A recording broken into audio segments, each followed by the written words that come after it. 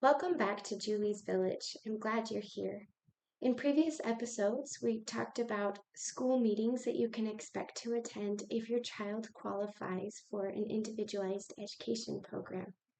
Today, we're going to talk about your rights as a parent or legal guardian in regards to these meetings and just the overall education of your child. When we have these meetings, or when a request has been made for a meeting, it is the school's obligation at some point to provide you either a hard copy or an electronic copy of your rights as a parent or legal guardian. These packets in Idaho are called your procedural safeguards, and they are quite lengthy with lots of tiny print. And most people that I interacted with didn't actually read them. And that's okay, there's a lot there. But I think it is important for you to know at least some of the most basic um, rights that you have as a parent or legal guardian. In Oftentimes in meetings there isn't time to spell these out, or I think that they just get overlooked and people don't really recognize that maybe these aren't things that you as a parent already know or had considered. The first one is you do have a right to request that your child be tested at the school. So if you have concerns or if things have been brought to your attention as a parent that you would like to see looked into deeper, you can request that the school consider doing an evaluation. As you move forward with this, probably the best thing to do is just reach out to their general education teacher, and then the general education teacher can refer you to the next team member that will help you to get that meeting set up. Um, as the school considers whether or not they should do testing, they do need to honor that request and consider it at the very least, but they do have an obligation as well to weigh the possible benefits versus the losses that would come from testing. So if there is a suspected disability or a suspected maybe an area that they are gifted and talented in, if that's something that you want to be considered, um, the the school team does need to consider what is the evidence that we already have. Do the possible benefits outweigh the costs? Um, there's just so much time in a day, and in order to provide that testing, that does mean that your child will be pulled from some of that general education teaching and content and instruction.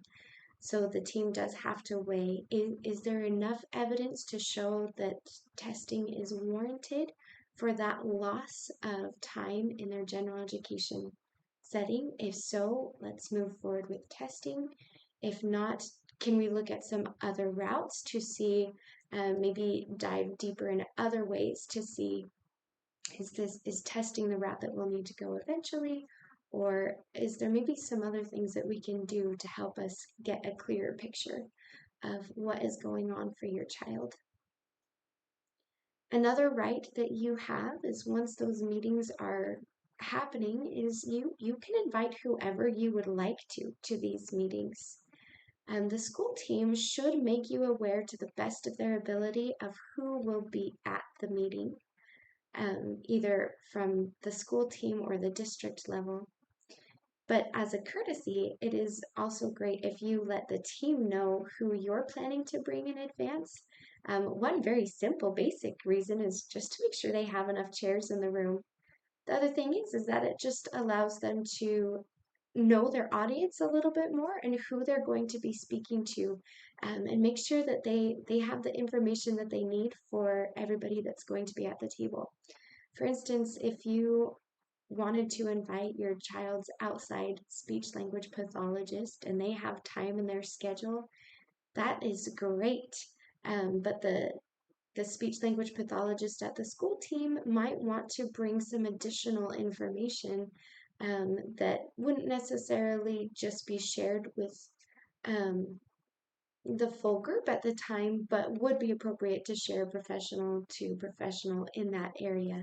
Again, time constraints might mean that they wouldn't have just brought that information to share with the general team. Might be something that they would share with just the parent later on, or reach out to the speech language pathologist at a later time, the community provider at a later time. Just things like that are helpful for the school to know so that they can be ready to support whoever is there. Another right that you have is to request transportation for your child if they do qualify for an individualized education program. No matter where you live or how close to the school you are, you do have a right to request that if it is something that your child needs, um, or you feel like something that would be appropriate for your child. Something else that you have the right to do is request a meeting of yourself. If if your child hasn't qualified or has qualified for special education services, or if it's again something that you would like to have considered, you do have a right to request a meeting. And one bit of information that I'd like to give just on the behind the scenes, anytime that there is a meeting at the school that requires a special education teacher and a general education teacher, somebody else needs to be pulled in to step into their place throughout the school day. Children are still at the school and they still need to be taken care of as well. So during those meetings, oftentimes it's a paraprofessional or maybe another member of the school staff that doesn't have a classroom full of students at that time, such as a specialist teacher or maybe a receptionist, a safe school assistant. Some buildings will have full-time subs that are within that building just to cover where they need to, just depending on what resources are available to your school. But generally, they are not a certified teacher. So in any time that you are having a meeting, those resources are pulled away from giving instruction to children. Now, usually, the benefit of those meetings outweighs that 30 to 60 minutes or whatever it is that those teachers are out of the classroom. And that little bit of time being covered by somebody else is not going to make a huge impact on educational progress over time. However, I think it's worth knowing so that you can consider when you're setting up a meeting, is this worth whatever we're going to discuss in the meeting? Is it worth the time that these teachers are going to be away from my child and from the other children in the classroom? Again, most often the benefit does outweigh that little bit of cost. But if you are frequently calling meetings, or if you've only called a few, but the other parents are also calling a few, it can add up, and it can add up to a significant amount of time that those certified teachers are away from the classrooms and providing education. So I only say that in that thought of I would first maybe consider, is this something, a question that maybe I can ask in an email or something that I can bring up to the team in an email? Could a phone call address it? And if not, then absolutely I would recommend requesting a meeting if those other two means of communication will not be able to fully take care of whatever concerns or questions you have, then yes, absolutely reach out and request a meeting.